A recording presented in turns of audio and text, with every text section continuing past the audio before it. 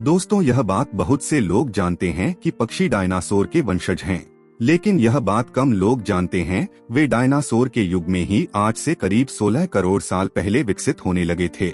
और जहां 6.6 करोड़ साल पहले आए महाविनाश की घटना के कारण आए जलवायु परिवर्तन में जहां डायनासोर खुद को जिंदा नहीं रख पाए थे, वहीं पक्षी केवल जिंदा रहे बल्कि समय के साथ विकसित भी होते रहे। लेकिन आखिर ऐसा क्या हुआ था कि पक्षी तो बचने में सफल रहे लेकिन डायनासोर नहीं? दोस्तों, इस बारे में क्या कहता है विज्ञान, आइए दोस्तों जानते हैं इस वीडियो में। दोस्तों, वीडियो को लाइक और चैनल को सब्सक्राइब करें। दोस्तों, पक्षी और डायनासोर एक साथ 10 करोड़ साल तक साथ रहे, लेकिन पक्षी डायनासोर से ड्रोमियोसोर नाम के समूह से अलग होना शुरू हुए जो पंखों वाले थेरोपॉड के परिवार से थे, जिसमें वेलोसिरैप्टर शामिल थे। लेकिन 6.6 साल पहले आज के मैक्सिको के ऊपर एक विशाल क्षुद्रग्रह का पिंड पृथ्वी से टकराया, जिससे जलवायु परिवर्तन की घटनाओं का ऐसे सिलसिला चला कि महाविनाश की प्रक्रिया शुरू हो गई। इसी महाविनाश की घटना में डायनासोर तो पूरी तरह से विलुप्त हो गए, लेकिन कुछ पक्षी जिंदा रह गए। लेकिन सवाल यही है कि ऐसा हो कैसे गया? वैज्ञानिक भी इस बात की पड़ताल करने में लगे हैं,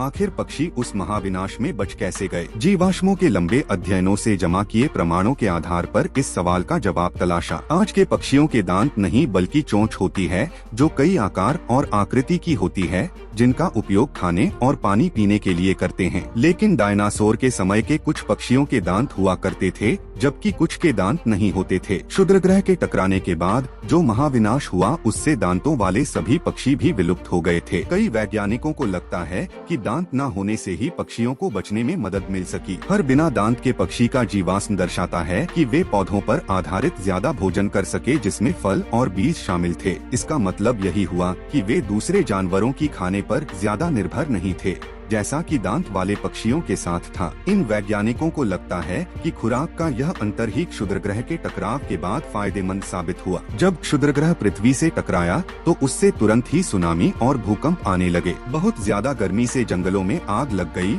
और महीनों तक हवा में धूल चारों तरफ फैल गई, जिससे सूर्य की रोशनी पेड़ों को नहीं मिली। इससे पौधे खाने वाले जानवरों के लिए भोजन कम हो गया और उनमें से बहुत से विलुप्त होने लगे, जिससे उन्हें खाने वाले जानवरों की मुसीबत हो गई। इसका नतीजा यह हुआ कि बहुत से जानवरों की प्रजातियां मर गईं और पौधे तो पहले ही सूर्य की रोशनी को तरस रहे थे। ऐसे में पक्षियों के लिए भोजन भी बहुत मुश्किल हो गया। पर बिना दांतों के पक्षी जमीन खोदकर उसमें दबे दाने या बीज खा सकते थे और इस वजह से वे बचे रहने में सफल हो गए होंगे। इसके अलावा भी कुछ और कारक भी थे जिससे बिना दांतों के पक्षी खुद को जिंदा रख पाए। फिलहाल यह एक रहस्य ही है जिसका कोई निश्चित उत्तर नहीं है।